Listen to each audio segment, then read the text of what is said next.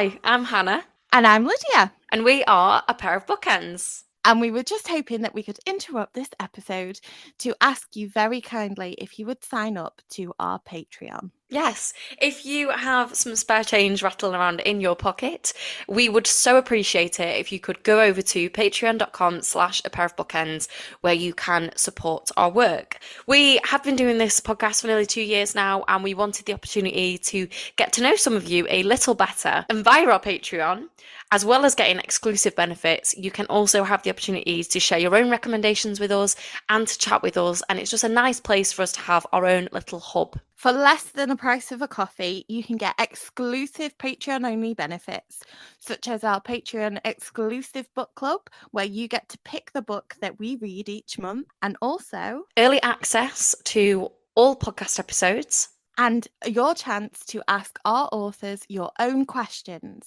So please do, if you can, sign up to our Patreon via patreon.com/a pair of bookends and support our work. We would appreciate it more than you can imagine, and it helps us hugely to bring you all the extra special stuff. So come and officially become a bookend. Now on to today's episode.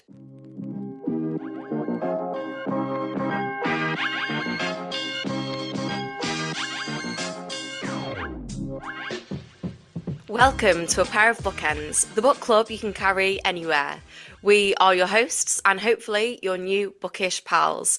I'm Hannah MacDonald. And I'm Lydia Clare.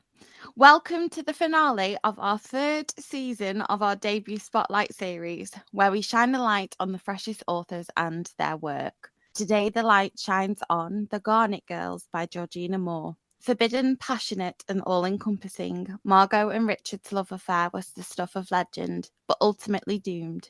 When Richard left, Margot locked herself away, leaving her three daughters, Rachel, Imogen, and Sasha, to run wild. Years later, the sisters are back home at their beloved Sand Cove, and a secret is about to be revealed that will shake the family to its core. A powerful, big-hearted novel of love, sisterhood, and what it means to be home.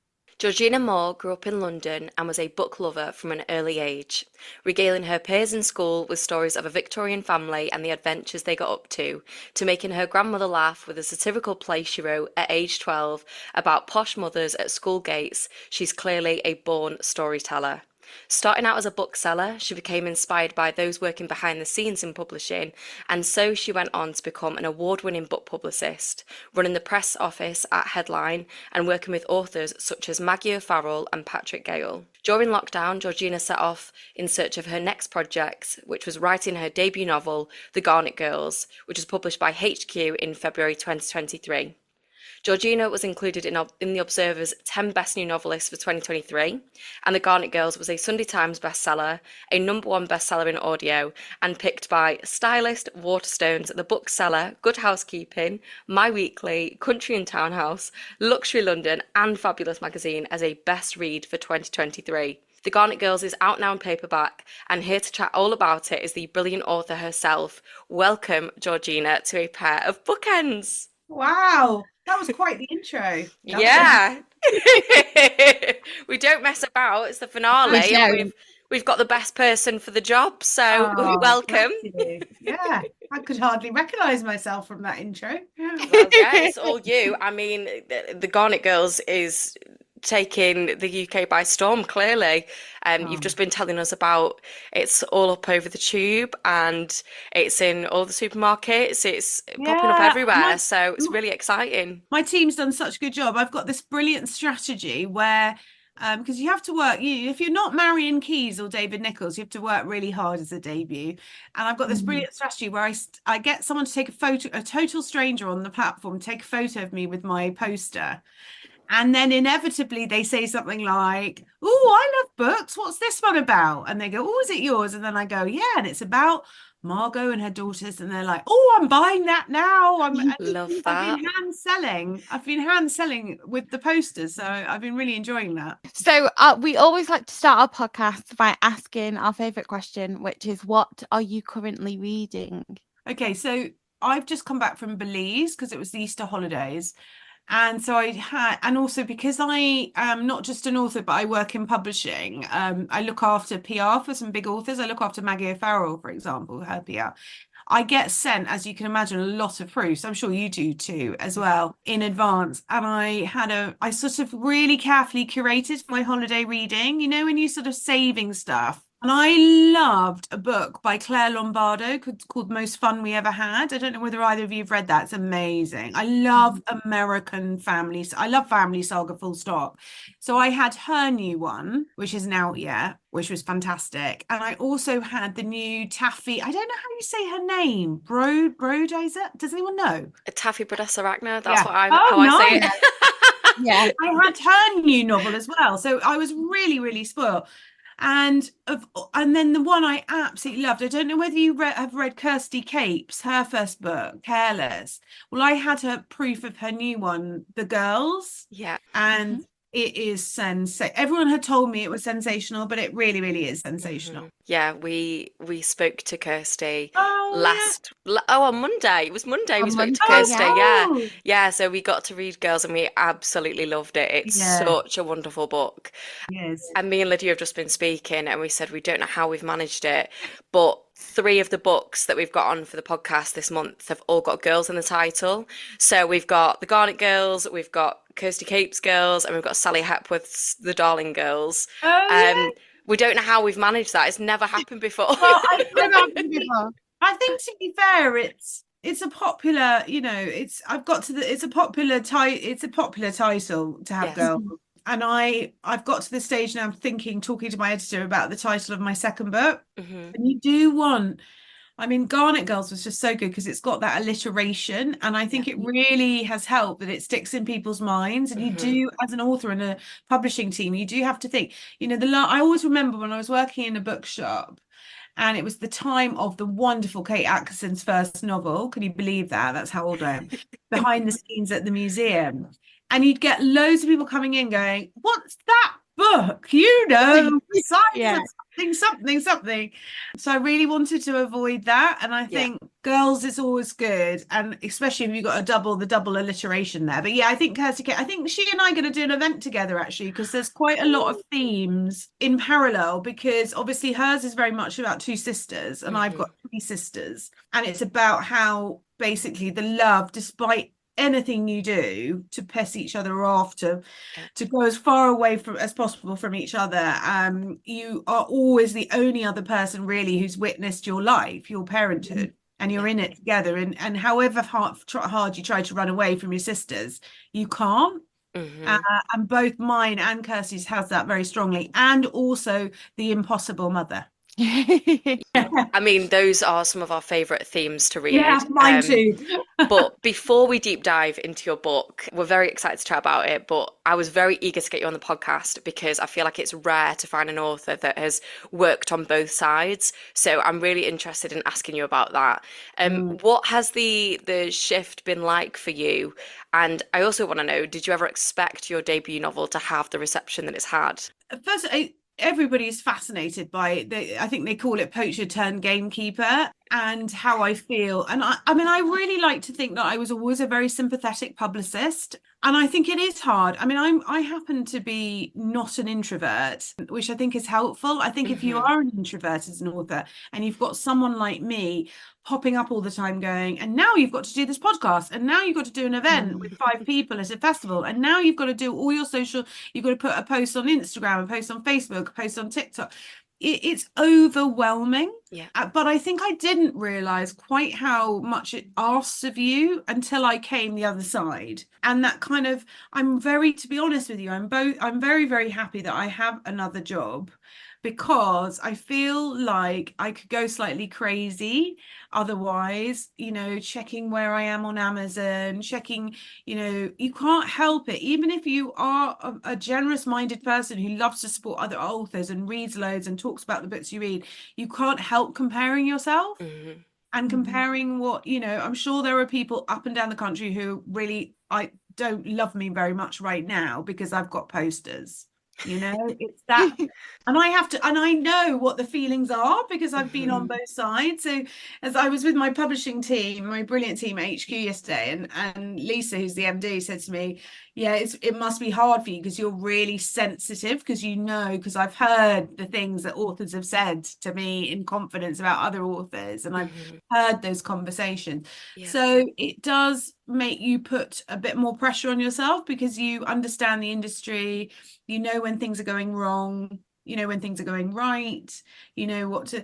So in a way, you have a massive advantage. There's no doubt I've had a massive advantage. I had a massive advantage in that I know everyone in the industry and I had lots of authors who I could go to for quotes. But at the same time, it adds a layer of pressure, I think, just Yeah. because you understand the ins and outs. And you certainly something you know as a publicist is that you can have everything beautifully lined up. You can have, about those word of mouth books that you're trying to build, you're trying to launch, particularly debuts. You can have a beautiful cover, you can have a team that's invested in it, you can have people investing in marketing, but something just along the way falls down. And I can't tell you how many times that happens in the industry. Mhm. And nobody wants it to happen, and it's often no one's fault. It could be that some stock didn't arrive somewhere, or the shipping container. It could be anything, and it's just so frustrating, Mhm. not just for the author but for the team who's very passionate about their book. So I think having those layers of knowledge is sometimes not that helpful for your anxiety. Yeah, I can imagine. And you said that you're working on your second book. Yeah. What has that pressure been like? Because I hear a lot from debut authors that it Mm. feels like there's a lot of pressure, especially when your debut novel does well, Mm. to kind of follow it up with the Yeah. second one. So what's that been Yeah. like? All my editor has to do to terrify me is say, what you did so well in the Garnet was. I'm like, oh no. Or when someone says to me, oh God, I love that bit. That was so wryly observed. I'm thinking, oh my God, there's nothing like that in the second book. So yeah, I think my main issue with the second book has been time because I Mhm. wrote the Garnets in lockdown. I Yeah. have a big job. I have a 13-year-old and a 12-year-old. And the thing about lockdown is my job completely changed because usually there's a lot of launches, there's a lot of parties, there's a lot of festivals, there's a lot of taking authors in and out all over the place, in and out of Broadcasting House. And that all went away. It just disappeared overnight. And I'm not very good. I never have been. It doesn't matter what age I am. I have never been good at going home early. Hmm. And I'm I quite respect famous. that. I'm quite famous for that. I'm not one of those people who's going to be saying, I've got to get the last train.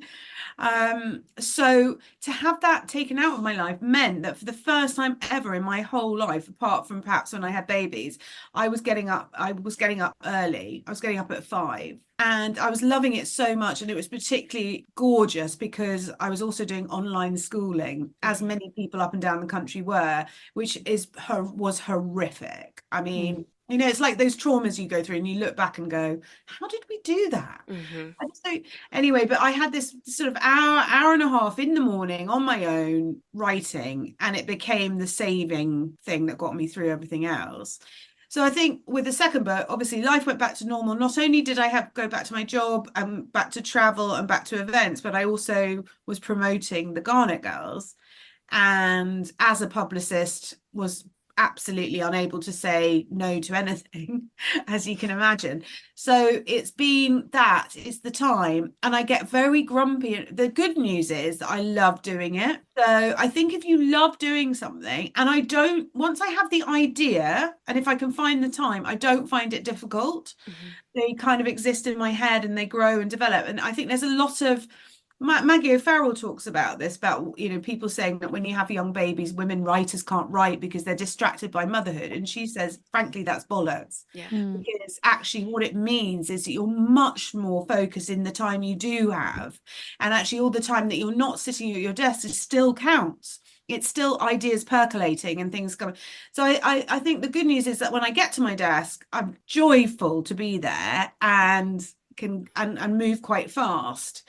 It's just getting there really and balancing it with the promotion. Yeah. And also I think probably having a lot of the Garnet Girl stuff in my head, but also the new book, which is very different. It's balancing that, the Yeah. stories. It wasn't like I couldn't come up with an idea. I feel like all the ideas are there. probably because I left it quite long, just because I was so busy with my job and career. And, it's not the kind of job you have much time to write. So I don't think if it hadn't been for lockdown, I might not have done it. But now I am doing it. It's all, and another thing, and another thing. So that's And we are so glad. We are so glad that we got the Garnet Girls, because both Hannah and I thoroughly love this book. It is a fantastic read. And again, I'm going to say it again like I normally do, but this one is a perfect book club read. Like, if you've got a book club, get this on your list. Yeah, it's worked well for book clubs, actually, I think, because there's quite a lot of, I think that most people can identify with one of the main themes is mothers and daughters. And I think it's our favorite. Yeah. And Margot, some people really love Margot. Some people don't get Margot at all. I remember, you're not ever supposed to read your Goodreads reviews. But of course I did. And there was one there that said, if Margot was my mother, I'd shoot her. And I was like, oh, I love Margot. And of course, that my publisher did a quiz to find out which Garnet girl you are. And it was really funny. And they were all at lunch going, oh, I got Rachel. I got, and I was like, and they were like, George, what did you get? And I was like, I got Margot. And they were all like, yeah. And I was like, what? What do you mean? Is it the parties? I don't know. I would love to be Margot in 10 years. And I had when I was writing the book, I was just about to turn 50. I probably, in my head, like a lot of people who are 50, I was still 32. And so I was very aligned with Sasha, Imogen, and Rachel, who are all in their 30s. And I think 30s is such an important time for women. It's a very hard time for women, I think, because you've got everyone bearing down on you about your career. Are you going to have a baby? Are you with the right person, partner for the long? It's a really, really, it's suddenly where all the fun sort of, I refused to let the fun stop in my 30s and left everything very late. But I think people want to kind of ruin your fun in your 30s and make you. So I was feeling very aligned with the girls, feeling spiritually and mentally and emotionally 32. And then as I was writing Margot, I suddenly thought, oh, I'm actually only 10 years away from I'm nearer Margot than I am the girl. And that was quite a big revelation for me, because I'm not someone who spends a lot of time worrying about my age. I had children quite late, so I've got quite young children. I'm probably quite young in spirit. I work with lots of young people. I don't really think about it. But in that moment with Margot, I thought, and I think that was helpful, because I was like, well, in 10 years, am I going to be that different? Am I going to not be interested in fashion? Am I not going to want to go to, I'm going to be the same person, probably even worse, more than I am now. And so I think that really helped with Margot, because what I hate is when you read fiction and you don't recognize the 40, 50, 60, 70-year-old women. And they are the main book buyers in this country, women of that age, between 40 and 70. And they're not represented in fiction. They don't represent anyone I know. They're sort of assigned to the corner in the grandmother role, wearing a cardigan, not being. And Margot is the main character. She is a piece of work, but she's having sex, she's having affairs, she's loving life. And I really, really wanted to do that. And so that's where I had that kind of revelation about Margot. The original point was about, themes, mothers and daughters. I think that is something everyone can identify with it, can't they? And Margot and the daughters do have a tricky relationship. She tries to control them. But I think, some people realize that behind it all is a lot of too much love, not too little love. Yes, absolutely. And at the heart of this novel, there is this kind of beautiful and very romantic sense of nostalgia, I found. The three sisters have like glimpses of this when they go back home, but it's mainly through Margot's eyes. I think we see it most keenly. And we have this sense of kind of what was lost. How did you go about creating and setting the tone of the book? Well, that's such an interesting question. I think I really wanted it to have the feel of, this is going to sound arrogant. I don't mean to sound arrogant, but that slightly kind of modern classic feel of it. And some of my favorite books are those. So I love Rosamund Pilcher's The Shell Seekers. And if neither of you have read it, you should read it. It's amazing. And they're doing a serial of it at the moment on Radio 4. So it's the classic beginning, and it's about a woman, and it's set on the beach, and it's about family, and it's told through the years, and it's just brilliant. So I think I had some books in mind that I wanted to capture that kind of tone. I also didn't want it to be just because I don't like, I really, really didn't want to mention anything to do with COVID. So I sort of firmly set it pre-COVID. And then with the past chapters, I said to my editor, well, this is tricky because if we do the timings and I put the dates on the past flashbacks, then people will kind of know. And we took that out. We had the past, we identified the past by using a different typeface. So that was all quite carefully thought out. I didn't want it to, it's not the kind of story where people are talking a lot about anything that will time it, date it. If you know that they have a lot of debates in the Garnets, but they're never about politics or anything too current. And that was on purpose. And there's not too much of, it's modern. There's, text messages from lovers, but it's not one of those books where everyone's on their phone the whole time, and you just have that slightly. And I think that sits very well with the Isle of Wight. The Isle of Wight has a kind of timeless quality to it. A lot of people who go there fall in love with it because it feels so safe. People say hello to you in the street. And there are some Victorian seaside places like Ventnor, which are incredibly beautiful, but, look like they're just straight out of the Victorian era. So I think there was that lent itself to that story and that feeling of nostalgia. And what's been quite nice is a lot of people have bought the book because they feel nostalgic for childhood holidays they had in the Isle of Wight. So yes, I think that all fed into it. But I think to answer your question, it was really very on purpose from me to capture that tone. It does have like a very timeless quality to it, and I was really curious when I was reading it, like where in time are we? Because like you said, they're not constantly on their phones. I think very late on in the book, there's like a mention of Instagram that's like one mentioning, and even that you're like, oh, okay, like we've got Instagram, right? But it has both like a modern and a timeless quality to it, and I Yeah. think that's so magical how you've created that. Well, Um, thank you. I did want to ask about you setting a book in the Isle of Wight because I know you've got a holiday houseboat there, which is very exciting, and we can see you now on your writing boat. Yeah. Why is this place so special to you? So when the kids were really little, we wanted somewhere for weekends, where you're just like near the beach and you can, and I just really like that idea of, because life, with a big job, kids, whatever, it can be, I'm quite a schedule person, structure person, and I was as a mum quite like, because I'd been scheduling, authors for years, everything. I wanted that feeling of a place you go and you arrive and you've got like everyone comes off screens and you play games and you have beans on toast and all the rules go out the window, and it's a different vibe. And so we were looking for somewhere, and someone said to me, "Oh, George, have you not been to the Isle of Wight?" And I couldn't believe it, but we never had as children. We always went to Cornwall. And they were like, "Well, you'll love it," because I'm beach obsessed. And they were like, it's amazing beaches and it's really close. And where we live on Tags Island by Hampton Court, it's a houseboat island. The road to Portsmouth is so quick, and you jump on the ferry. And the great thing about that when you've got little kids is you really want to avoid being in the car with them for too long. So we can do it door to door from here to Sturdy, which is the name of our houseboat, in 3 hours, which is Oh amazing. wow. And so when they were little, we were there the whole time, and we found this whole community. And when James drove, when we went to look at the houseboat, we drove into the harbour, and there's this beautiful harbour with this horseshoe of houseboats. And I felt like I'd lived there in another life, or it was a really weird feeling. And it's my happy place. It just is. I decompress. There's usually quite a lot of stress, but something about walking on beaches with the dog, just things just things chill out. I don't know what it is. I'm probably just quite water obsessed. And so we've got so many happy memories of the kids, just sitting for hours on beach with them being really, really happy.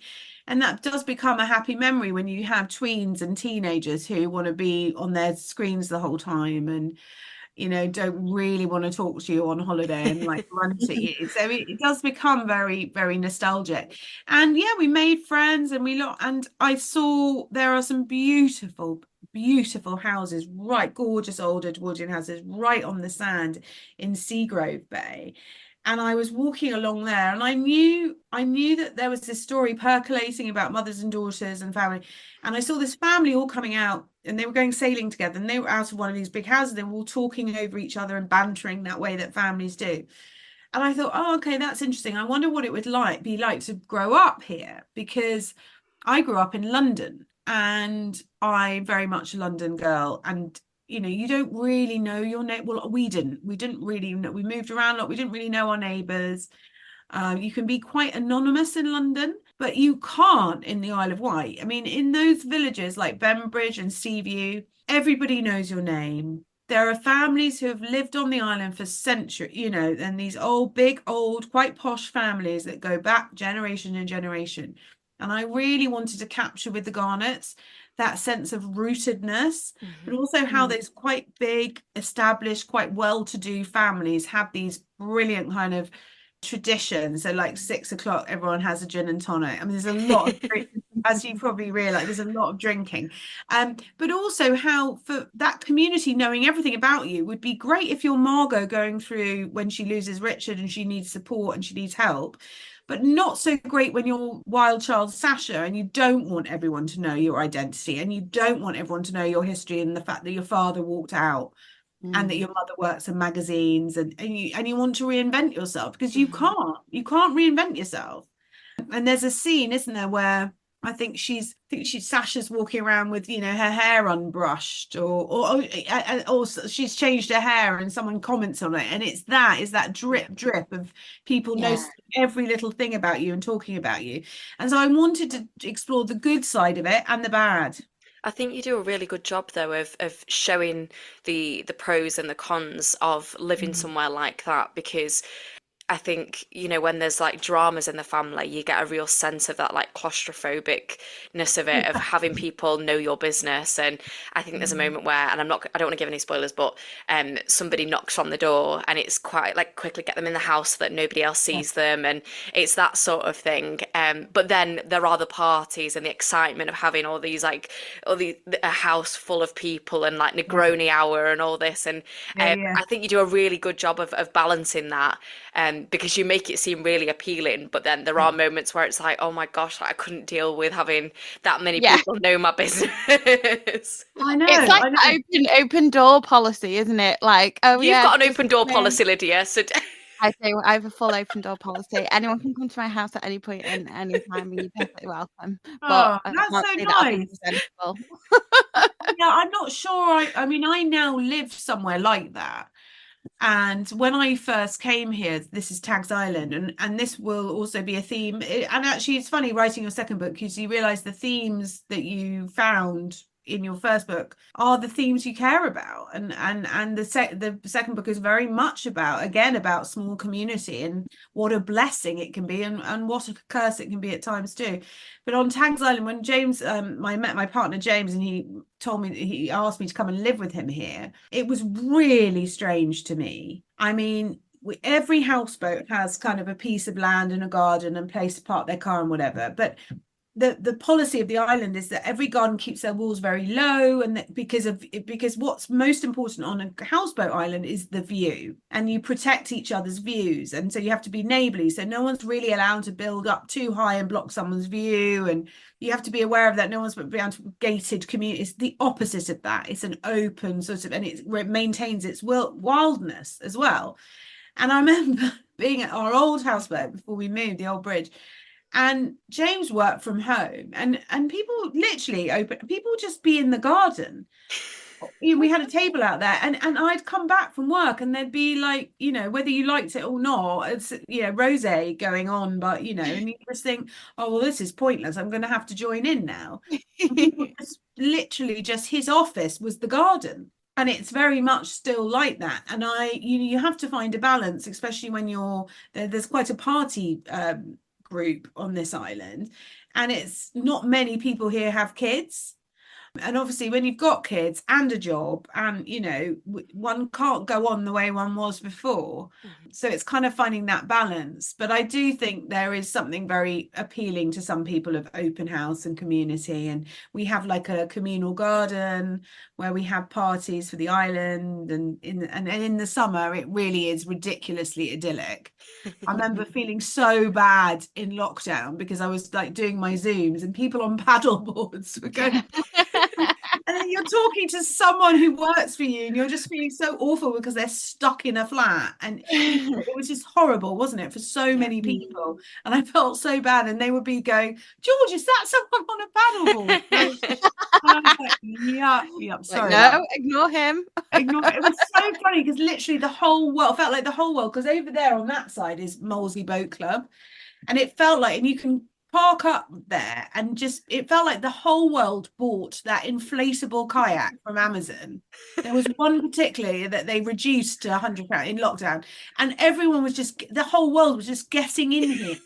People were and I'd be sitting here trying to work, people would be capsizing and huge watermelon floats. And I was like, are you sure you want to be doing this in the River Thames?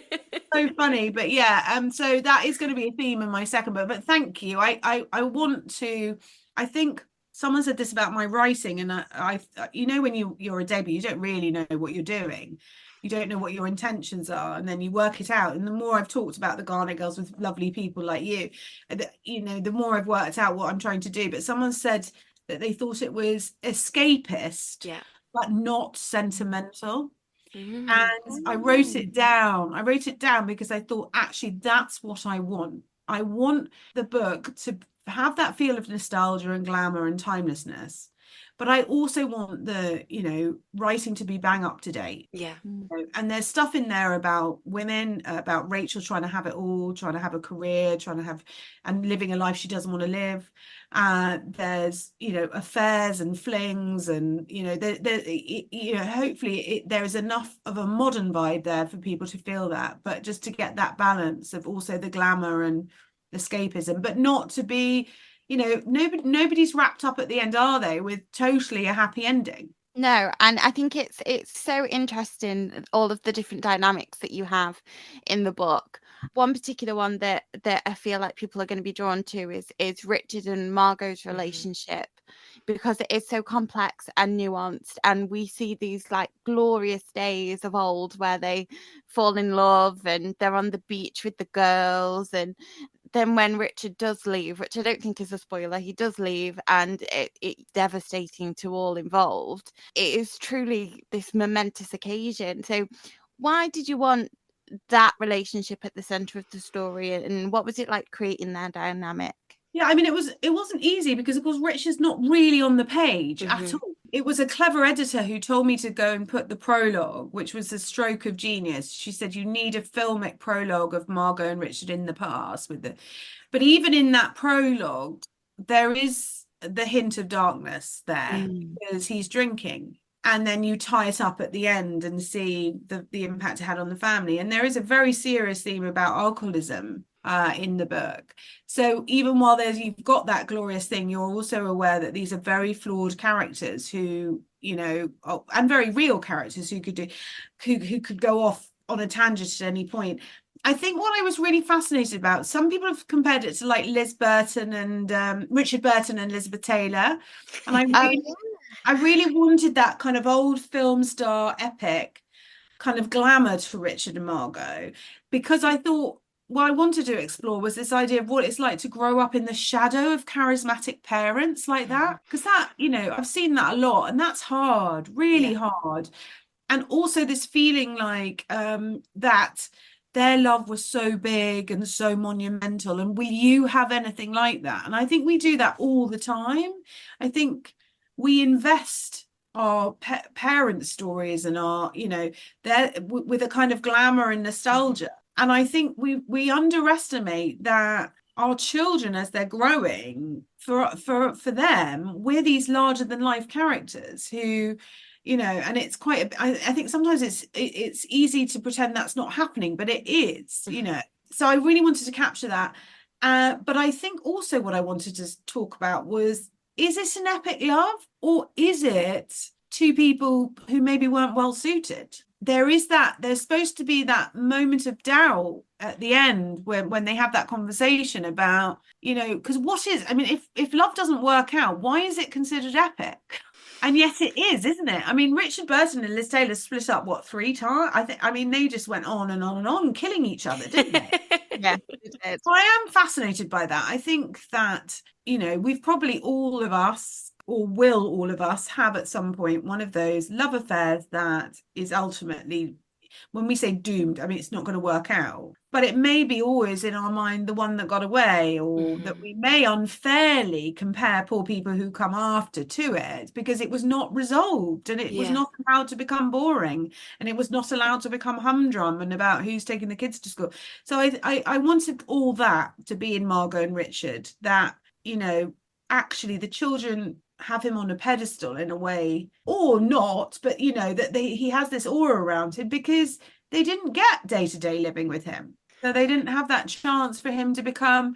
I'm really, the best thing you can do for your children, even though it's not glamorous, is show up every day and be told that you're boring, and told that you're old, and told, oh no, you're not wearing that, are you? And it's kind of the opposite, really. What you really need to do to be there for your children is turn up every day and become humdrum and boring, which is the opposite of what Richard is, really. Yeah.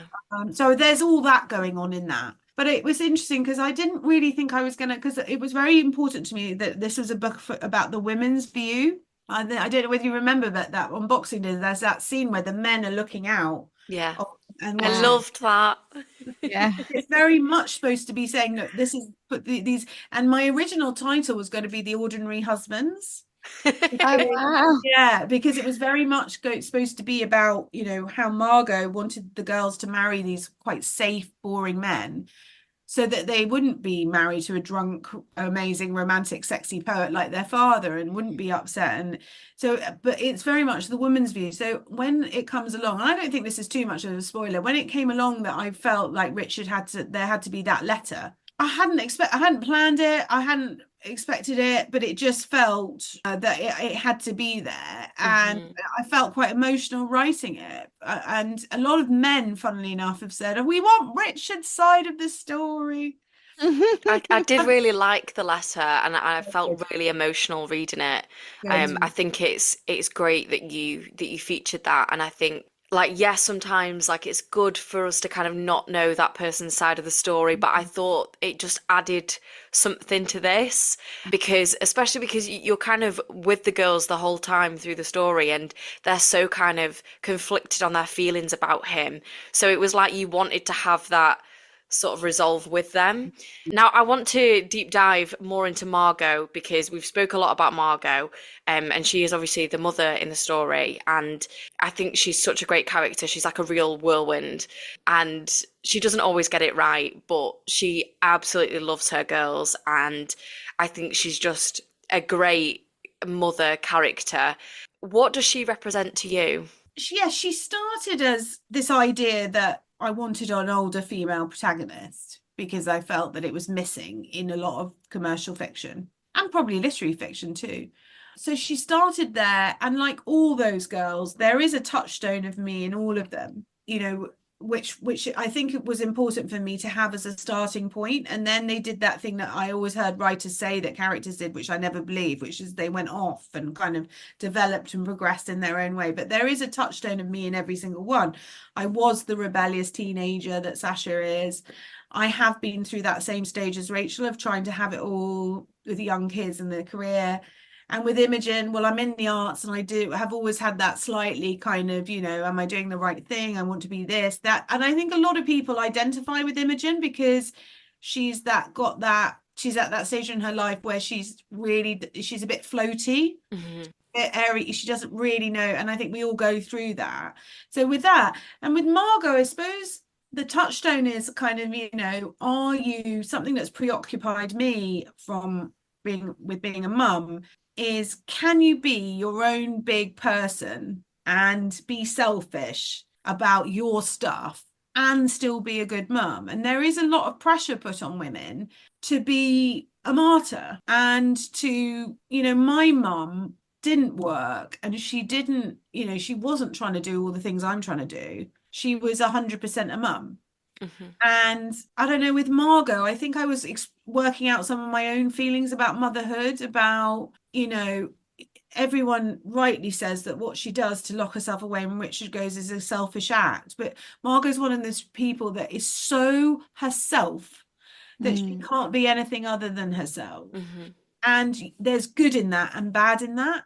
But I also am of the view that somebody who represses and suppresses their own desires and their own wants for the family good all the time, that it will go wrong in the end, because you're not, nobody really knows who you truly are in your family. No one really knows what you want if you're that kind of mum. So there was a lot of that going on with Margot. And also, I think just that she really wants them to be okay and happy. And I think once you're a mum, you realize that actually you're not happy until your kids are happy, and it's quite relentless that you need that.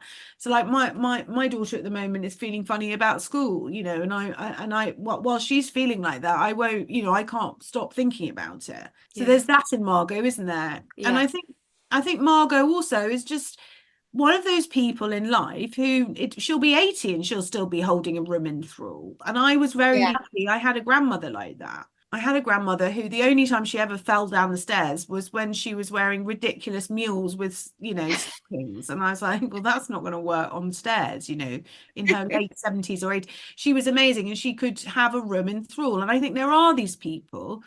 And I think we're programmed in the with the media to believe that we're invisible as women after 40. And I just think that's bollocks. I mean, I think it's absolutely untrue.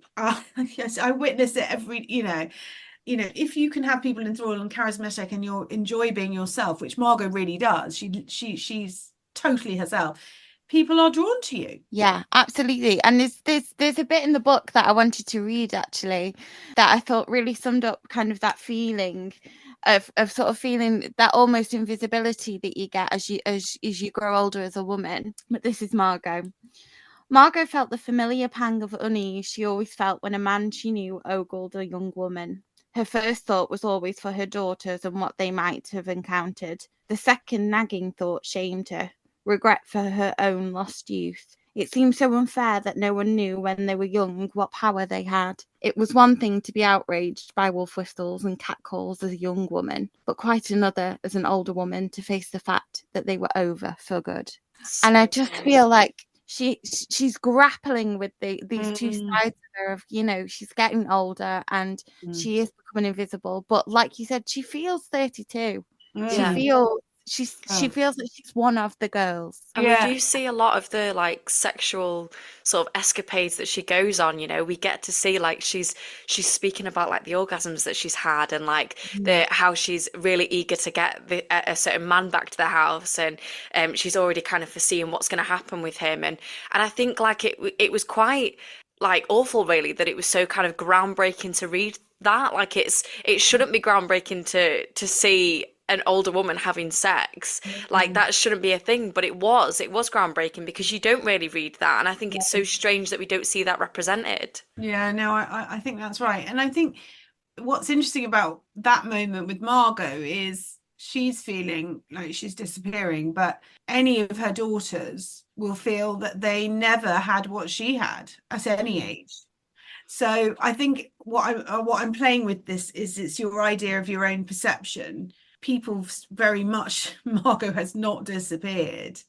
I mean, she's got some 30-year-old lover, hasn't she? She's not, but she feels like it. And I think, well, we know this from young girls as well, that body dysmorphia and, that our own perception of ourselves can wear us down. I mean, I keep saying to my children, don't spend all your time, because life, you work out how fast, life is very slow, isn't it, when you're very, very young, and then it really speeds up.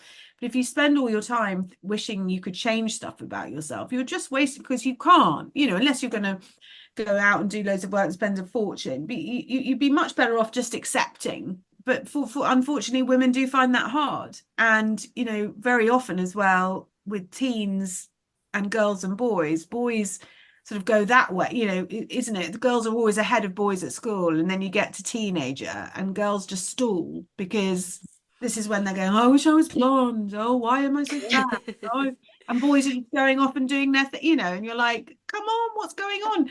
So there's quite a lot of that, and there's quite a lot of like interplay between the girls, about the Garnet girls, about who's the prettiest and who's the, and I wanted to explore that because I think that happens in families with girls, and probably with boys as well, actually.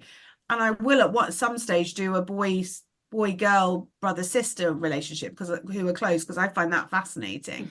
But I think with girls, and when you've got a mother like Margot, who is very looks obsessed and fashion obsessed, the three girls are all thinking about their agency and who's the prettiest and and I think you get set in roles in a family that you're not allowed to break out. So there's always like the clever one, or the wild one, or or the pretty one. And you'll find that 30 years later, even when it's irrelevant, that you're still thought of in that way in your family role. And you see that with the Garnets. I think there's a scene with Rachel and Margot where Margot tells her off for eating too much.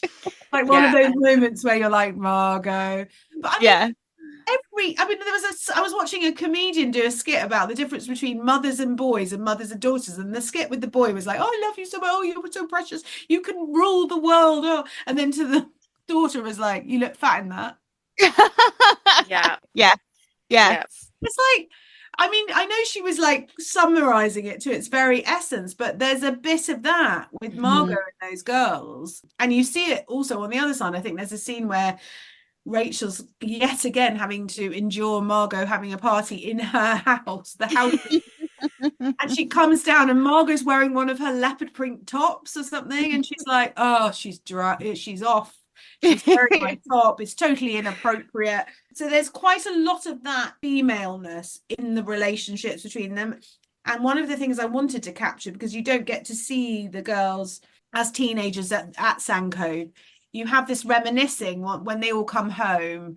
You have this reminiscing of Margot, of what it was like when they were all teenagers, and they'd all come down to breakfast and she'd find boys and beer, and they all come and share each other's clothes and makeup, and they all get dressed together. And there's this wonderful moment of, you see the bad sides of female relationships, sisterhood and mothers and daughters, but then you see the amazing connectedness and sharing. And so I just wanted to make it rounded and more true to life, I think. Yeah, absolutely. And it does feel like that. One of the things that, and we've touched on it a little bit already, but one of the things that crops up a lot in the book is alcohol and the relationship that it has with all of the characters. We have Richard, who is clearly an alcoholic, and alcohol plays quite a key role in many of the scenes that he's in. Was it important for you to show each character's relationship with drinking? Yeah, I've had a bit of criticism of people saying that they don't think that when there was an alcoholic in the family, that the family would have carried on drinking in that way. That's simply not true, and not what I've observed in certain strata of society and certain families, where the whole construction of family life is around alcohol, and that would have continued. And in fact, Margot strays dangerously close to alcoholism herself in that year when when Richard leaves. And she's pulled back from the brink, back to just being a social drinker. But I wanted to show that it can't always be that clear cut. And I think that's true.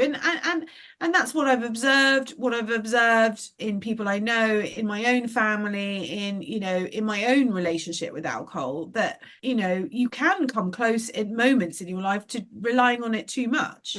So I really wanted to get that. But also, I mean, because I love a drink, I also wanted to capture that for some people it is a moment, it's something that brings people together in parties, in celebration, and hopefully you that. I mean, there's a lot about Christmas, because I'm a bit of a Christmas fanatic. It's quite a lot about Christmas at Sankoven with the Garnets, and the rituals and the champagne, and I think that there is that side to it that's good. And there's that moment where all the girls let their hair down and things come out. I think that's the other thing that is the truth about alcohol, is that sometimes it can act in both a bad way and a good way, as in the bad way on the Boxing Day picnic when Sasha, but also in a good way in that, people talk and open up. And one of the big problems with the Garnets is they're just not talking to each other. So it's a multi-layered attitude to alcohol.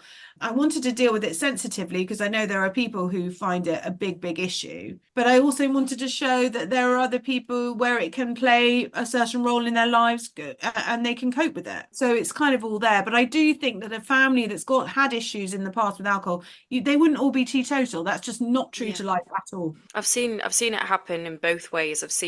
I've got a friend whose parent was an alcoholic, and she kind of had like a year where she was like, I can't like go near it. I can't. I've seen how it. After her mum passed, she was like, I can't. I've seen how it's affected my mum. I can't go near it. But then I've seen the other side of it where, I've known people that are alcoholics and then everyone around them is still continue to drink. So I think you can see it from both sides. But I think as British people, like drinking and pubs is so much of our culture. So it's really difficult. Like, it feels like you're offered a drink kind of anywhere you go sort of thing. Like, I know that if I go and see my dad, the first thing before I've even taken my shoes off, he's like, right, what are you having to drink? And I'm like, I've just got here, like... So yeah, I think it was really interesting to kind of see all the different, like Lydia said, to see all the different characters' relationship to drinking and to alcohol. But I think it's like you said, it's such a great way for people to open up sometimes. Yeah. And I think if they've kind of like pushed all their feelings down and they've not been able to sort of express themselves, the drink is kind of the opening for them, isn't it? It's sort I of... think that's right. It can be. I mean, I used to drink a lot with my father as a kind of, 18, 19, 20. And he, for health reasons, gave up alcohol. And there's still to this day, times where I miss those conversations we had. I mean, very often they would end up in arguments, but there was an open door there for some discussions. And that's when I probably at the time I needed to said some things about how I was feeling about things that had happened between us. So yeah, I think you're right. And I think there's that moment, isn't there, where I think Imogen's going back with Margot after her engagement party, and she asked Sasha to go, and Sasha goes, I'm not going with you, you're just going to drink whiskey and get maudlin and reminisce, and she's got no time for that.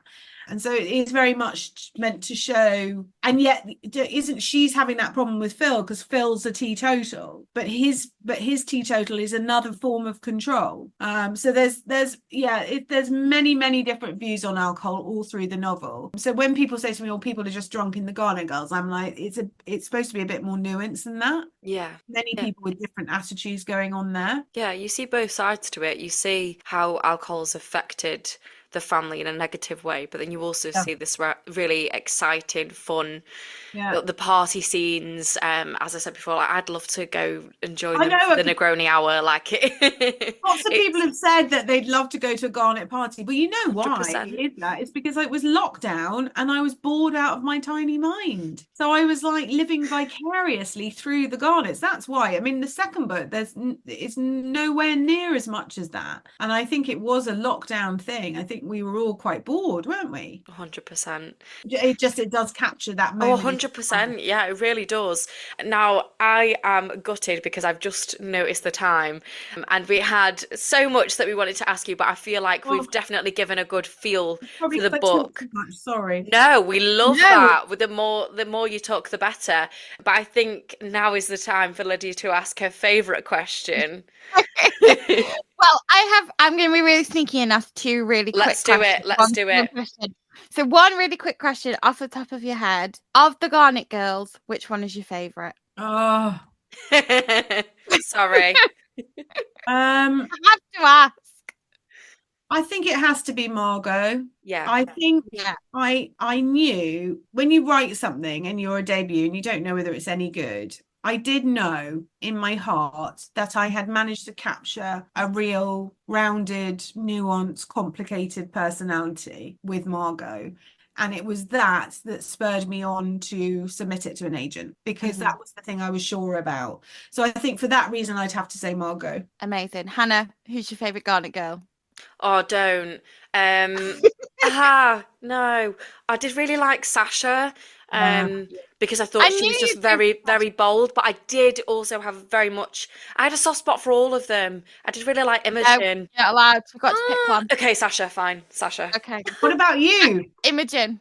Yeah. 100%. She was so good. I loved Imogen. And Rachel as well. They were all great. They're all great. So hard.